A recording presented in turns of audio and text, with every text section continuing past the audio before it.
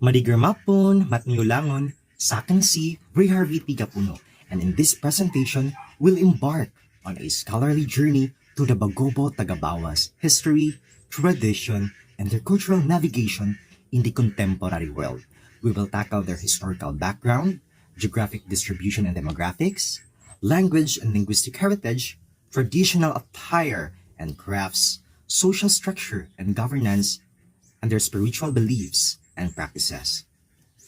The Bagobo-Tagabawa are part of the larger Bagobo ethnic group, one of the most ancient indigenous communities in Mindanao. Their name is a linguistic amalgam, meaning it is a combination or blend of diverse things. Bagobo derived from bago, meaning new, and obo signifying growth or sprout, collectively translating to new sprout, or metaphorically, people of the earth. The Bagobo-Tagabawa people use the word bawa to mean south. This is why Bagobo-Tagabawa refers to the Bagobo people who inhabit the southern slopes of Mount Apo, a sacred mountain standing at 2,954 meters for over a millennium. This mountain is central to their cosmology and daily life. Since ancient times, Bagobo-Tagabawa people have permanently settled in their banwa or banwo, which is their domain or territory from birth until death. This means that they are born and will take their last breath in this place. Now, let's dive to the historical trajectory of the Bagobo-Tagabawa, which would serve as a testament to their resilience. They have endured numerous external pressures, including, first, the Spanish colonization, 16th to 19th centuries. During the Spanish regime, the Bagobo-Tagabawa were esteemed by Jesuit missionaries for their intelligence, robust physique, and dignified bearing. They had a rich cultural heritage with traditional dances and music, and originally worshipped the creator Manama before many converted to Christianity. Next is the American occupation in the years 1898 to 1946. The Americans introduced a money economy, labor specialization, and new forms of government, transforming native economic and political structures. They built roads into forests and swamps, enhancing community interaction. And American soldiers like Captain Birchfield were often rewarded with plantations, gaining political influence. An interesting side story during the American occupation is the 1904 St. Louis World Fair, featuring 6 Philippine ethnic groups, including the Bagobo in the Philippine Reservation. The Bagobo were categorized as semi-civilized and showcased their cultural practices. Elizabeth and Sarah Metcalf, 2 American sisters, befriended and photographed the Bagobo extensively, later living among them in Santa Cruz for 4 years, calling them our own pet tribe, the Bagobos. Next, during the Japanese occupation during the World War II. The Japanese occupation began in Davao in 1942, significantly affecting the Bagobo-Tagabawa. The Japanese introduced new agricultural practices, but despite these challenges, the Bagobo-Tagabawa preserved their cultural identity and traditions, passing them down through generations. And in the post-independence challenges, the latter half of the 20th century brought pressures from increased migration to traditional lands, large-scale resource extraction, and the infiltration of modern consumer culture. Now, let's move on to the geographic distribution and demographics of the Bagobo-Tagabawa. The traditional territory of the Bagobo-Tagabawa includes the parts of Davao City, especially in Tugbok and Toril districts, Davao del Sur, especially in Santa Cruz, Digos, and Bansalan. And there are also scattered communities in Davao del Norte and Cotabato.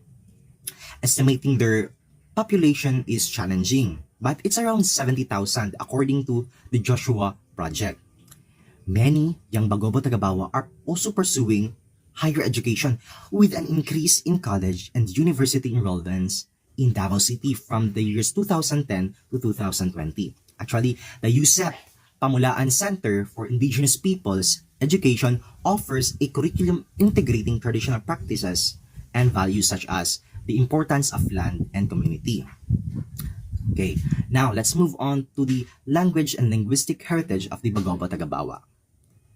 The Bagobo-Tagabawa language, part of the Manobo language family within the Austronesian group, features a complex system of verbal affixes and intricate honorific system. Different pronouns are used based on age, status, and relationships, with titles like Bay for women and Datu for men, denoting leadership and respect. The language actually has been facing linguistic erosion due to the increasing use of Filipino and English. Several initiatives have been launched to preserve the language. One is the DepEd's MTB-MLE program includes Tagabawa as a medium of instruction in early grades in some schools. Another is community-led language nests immerse young children in the Tagabawa language and culture. And also, a Tagabawa dictionary and grammar guide have been developed by linguists in collaboration with community elders. Next, let's move on to the traditional attire and crafts. The Bagobo-Tagabawa's textile and metalwork are artistic achievements encoding social, spiritual, and historical information, making their traditional attire and crafts more than just functional items. For men, their traditional dress and ornaments were umpak, saruar, tangkulo, or tutob, and more. For women, there are sonod, lolen, erot, aritis or pamarang, and galagbat. There are patterns that might be seen in them, and they are not just merely decorative. They often tell stories or represent spiritual beliefs. For instance, the diamond pattern represents the scales of Python, an animal revered in Bagobo-Tagabawa mythology. Beadwork patterns incorporate symbols of natures such as stars, flowers, and animals, each with its own significance. A beaded breast ornament signifies a woman's marital status and social standing, while geometric patterns symbolize strength and virility. Small bells are believed to ward off evil spirits, and hornbill feathers are significant as the hornbill is considered a sacred bird in Bagobo-Tagabawa cosmology. Also, one of the most remarkable aspects of Bagobo-Tagabawa material culture is their brass casting, especially the tambulan, or the brass betel nut containers, which feature cosmic symbols reflecting their celestial connections. Recent research shows that the geometric patterns in their textile and metalwork encode mathematical principles like symmetry and fractal recursion, highlighting their sophisticated intellectual traditions. Now, let's move on to the social structure and governance. Bagobo-Tagabawa society is divided into three classes: Bagani, the warriors; Mabalyan, the priestesses and slaves. The Matanem, or Chief Bagani, leads the tribe, serving as judge and defender. The Mambalyan are elderly women, chosen for their weaving skills and visions, and slaves are often captives from raids. Today, the Matanem heads the Council of Elders, Toggle, settling disputes and maintaining governance known as Husay. Historically, communities were led by a Matanem, Datu, or chief. A Matanem embodies one, or first, kailihan, wisdom and fair judgment. Next, kayaan, generosity and provision. And kabosawan, spiritual power.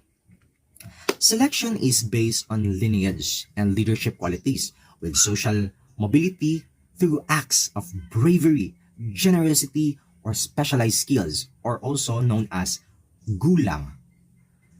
The Husay system resolves conflict through mediation and symbolic reparations, emphasizing restorative justice.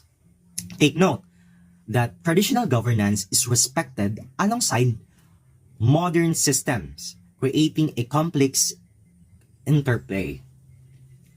Now, let's move on to the last part, which is the spiritual beliefs and practices. The Bagobo-Tagabawa spiritual world is rich with beliefs, rituals, and cosmic understanding centered around Manama or Magbevaya, the supreme deity, and a pantheon of lesser deities, nature spirits, and ancestral beings. Their cosmology divides the universe into 7 layers. Langit, the home of Manama; Ibayaan, realm of lesser deities; Kahanayan, realm of ancestral spirits; Lapangan, earthly realm of humans; Tigyama, underworld of malevolent spirits; Ketayangan, lower underworld of fire; and Baserok, realm of eternal darkness.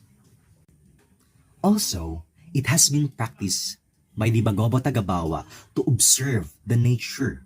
They will serve as their warning. Example is, when the sky darkens, it signals an impending flood. Flood will come. So they will return to their family and they would warn them that a flood is about to come. Also, when they observe that the clouds are whirling, it indicates an approaching typhoon. Also, they observe environmental signs. When they see trees, example, the balete, starts to lose their leaves, it indicates that the season is already hot. We are entering the hot season. And when they start to gain or regain their leaves, it also indicates that rainy season is starting or it's already ongoing. And since the time immemorial also, there are ancestral practices that has been passed down. Example is the sulfur ritual, where they prepare sulfur and fire to slow down storm winds. They also hold this wooden tool known as alho during the ritual to calm the storm. And when there is this rain, if they wanted to lessen or to stop, they would place a gipo or firewood beneath the rooftop and pray for the rain to stop. Also, they observe animal behaviors as predictors. Example is this turtle dove. They call it alimokon. When they have unusual sounds, it intends to say that there is an impending danger. Another is the crows, known as kuwaw. Their sound signifies bad events like death or accidents. Also, when the dogs howl, it indicates something is also bad to occur. And also, when the chickens are in distress, where they go crowing or flying, it also indicates impending danger. So that is to say that the Bagobo-Tagabawa listens to their surrounding and fully immersing themselves together with nature. That is it. Thank you so much and may God bless us all. Or how we say it in our language, Salamat tuo to manama, dumopon ak nitalangon.